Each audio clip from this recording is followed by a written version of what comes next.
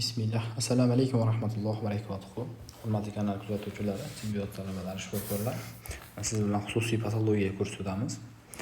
Bugun gaplashib chiqadigan mavzuyimiz aynan nafas tizimi a'zolari kasalliklaridan bugun kurpoz pnevmoniya haqida gaplashib chiqamiz.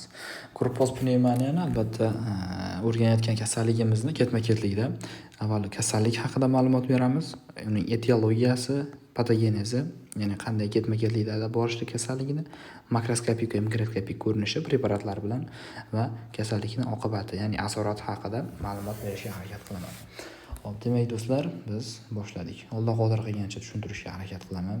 Sizni ham ilmingizni ziyoda qilsin. Darslarni konspektlashtirib boring, albatta manfaatli bo'ladi. Xo'p, demak, kurpoz pnevmoniya. O'zi pnevmoniya bizning tilda, ya'ni o'zbek tilida zotiljan deb yuritiladi. Xo'p, bu kurpoz pnevmoniya yoki lobar pnevmoniya yoki bo'lakli pnevmoniya deb yuritiladi. Albatta bu ham o'tkir infeksion kasallik hisoblanadi. Xo'p, endi bunda kurpoz pnevmoniyada qanday bo'ladi? O'tgan darsda o'choqli pnevmoniyani ko'rdik. Ma'lum bir qismda o'zidagina hosil bo'lgan edi. O'sha nima deymiz? Kasalligimiz. O'pka deb tasavvur qilamiz, o'pkani olamiz. Xo'p, o'pkani ichidagi esa mana bu nima edi? O'tgan darsda tarmoqlanib ketganida, bu esa bronxlarimiz edi. Bosh bronx, ular esa dik tarmoqlanib boradi. Endi bizdagi kurpoz pnevmoniyada aytaylik, 3 ta bo'lakdan tashkil topgan yoki 2 ta bo'lakdan tashkil topgan, deb bo'ladigan bo'lsa, 3 ta bo'lakdan tashkil topgan. Aynan kurpoz pnevmoniyada ma'lum bir bo'lak zararlansin yoki mana shu bo'lakning ichidagi ma'lum bir aytaylik segment, aynan mana shu segmentda o'zi zararlanishligi kerak bo'ladi. Hozir bu kasallikda o'pkani bitta yoki bir nechta bo'lagi zararlanishi kerak ekan. Bu bo'lak zararlangandan keyin esa plevra kasallanadi va u yerda fibrinoz, yallig'lanish avj olib boradi. Kurpoz pnevmoniya nima ekanligi haqida ma'lumotga ega bo'ldingiz. Endi etiologiyasi haqida gaplashamiz. Etiologiyasi albatta bakteriyalar. Bunda endi pnevmokoklar, aynan pnevmoniyani keltirib chiqaradigan pnevmokoklar 95% holatlarda mana shu pnevmokoklar pnevmoniya kasalligini bizga keltirib chiqaradi. Havo tomchi yo'l orqali yuqadi albatta. Klebsiella, undan tashqari streptokoklar, stafilokoklar va ichak toyog'chalari ham aynan kurpoz pnevmoniyani bizga keltirib chiqarishligi mumkin ekan. Patogenezi qanday bo'ladi? Bunda endi ma'lum bir bosqichlarda ketadi. Birin-ketin 3 ta bosqich bor.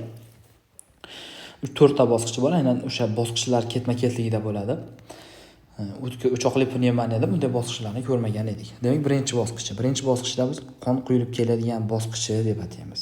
Qon quyilib keladigan bosqichida pnevmokok, aytaylik, shu pnevmokokni oldikda, pnevmokok organizmga tushdi va infeksion allergik reaksiyani keltirib chiqardi organizmda.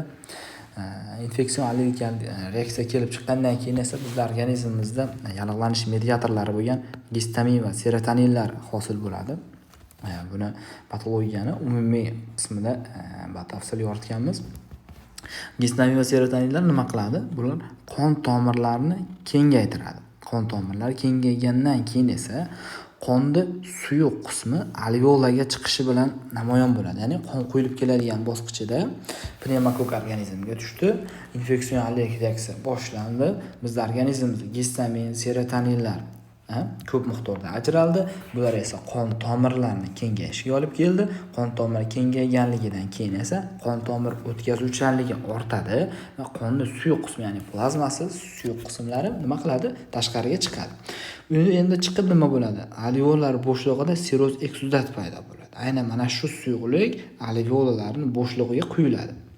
Endi bu mana shu holatni qon quyilib keladigan bosqichini makroskopik qaraganimizda, e'tibor beramiz. Makroskopik qaraganimizda o'pka bo'lagi kattalashgan, chunki suyuqlik bilan to'lgan, kattalashgan. Zich, to'q qizil, og'ir bo'lib qoladi. Nima sababdan to'q qizil? Bunda endi tomir o'tkazuvchanligi ortganligi sababli qon quyilgan eritrositlar bor, u yerda qizil rang beradi. Alveolalarda shish suyuqlik yakka-yakka neytrofillar, bir talay mikroblar topiladi. Endi biz ikkinchi bosqich qizil jigarlanish bosqichi deb ataladi. Qizil jigarlanish bosqichida biz kasallik davom etib boryapti. Tomir o'tkazuvchanligi ortib bormoqda. Endi bu yerda fibrinoz yiringli eksudat hosil bo'ladi. Fibrinoz yiringli eksudat esa alveola bo'shlig'ini fibringa zo'r berib, diapedaz yo'li bilan sizib chiqqan neytrofil va eritrotsitlar to'lib turadi. Demak, biz tomir o'tkazuvchanligi ortib ketdi.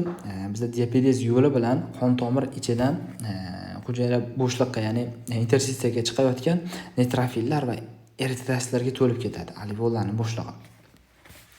Buni makroskopik kesib qaraganimizda o'pka zich, to'qqizul shaklan makroskopik ko'zimiz bilan qaraganimizga jigarga o'xshash bo'lib ko'ringanligi uchun qizil jigarlanish bosqichi deb yuritiladi. Kulrang jigarlanish bosqichi. Kulrang jigarlanish bosqichida endi neytrofil va makrofaglar miqdori ortyapti bizda. Kasalligimiz birin-ketin bosqichma-bosqich ketyapti. Lizosomal fermentlarni hosil qiladi. Lizosomal fermentlar esa bizda mana bu aytgan fibrinoz yiringli eksudat hosil bo'lganda aynan ana shuni fibrinni eritadi. Fibrin eriydi. Fibrin erigandan keyin esa eritrotsitlar nima bo'ladi? Parchalanadi. Eritrotsitlar tashqariga chiqqandan keyin nima bo'ladi? Gemoglobin mana qon tomirdan tashqariga chiqqandan keyin gemosideringa aylanadi.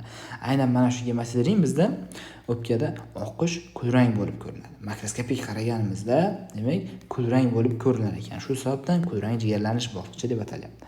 Xo'p, 4-bosqich. 4-bosqich bu hali bo'lish davri. Ya'ni kasallikni hal bo'lish bosqichi hisoblanadi. Bu davrda neytrofil va leykositlarni proteolitik fermentlar ta'siri ostida fibrinoz eksudat erib, biz ikkinchi bosqichda hosil qilgan mana bu fibrinoz eksudatimiz erib, so'rilib, yo'tal mahallida balg'am bo'lib nima qiladi? Tashqariga chiqib ketadi. Endi bosqichma-bosqich ko'rganimizda aynan mana shunday ekan. E'tibor beramiz, mana o'pkani ma'lum bir bitta bo'lagini to'liq zararlanganini ko'rishligimiz mumkin va uni mikroskopik qaraganimizdagi bu esa holati. Xo'p, demak, kasallikni oqibati. Kasalligimizning oqibati ikki xil. O'pkadagi asoratlari, o'pkadan tashqariga asoratlari bo'lishligi mumkin. Xo'p, demak, bu kasallikda, ya'ni o'choqli pnevmoniyadan farqli o'laroq lobar pnevmoniyada yoki korpus pnevmoniyada mana bu fibrinoz suyuqlik turib qoladigan bo'lsa, so'rilmasa, chiqib ketmasa, u yerda nima qiladi? Absis, gangrena hosil qilishi mumkin, gemorragik infarkt hosil bo'lishi mumkin, aynan o'pkada karnifikatsiya bo'lishi mumkin, biriktiruvchi to'qimalar qattiqlashib ketishligi mumkin va atelektas hosil bo'lishi mumkin va bizda empema yoki piotoraksni hosil qilishi mumkin ekan. Bu kasallikning asorat sifatida davolanmasa. O'pkadan tashqariga nima bo'ladi? O'pkadan tashqariga aynan o'pkani mediastinal sohalariga zarar beradi. Aytaylik, peritonit berishligi mumkin, perikardit bo'lishi mumkin, ya'ni yurakni o'rab turgan pardasini zararlanishi, perikardit va o'sha yurak joylashgan soha mediastinitni yallig'lantirishligi mumkin va u yallig'lanishdagi o'sha toksinlar qonga o'tadigan bo'lsa, biz organizmda sepsisni keltirib chiqarishligi mumkin ekan.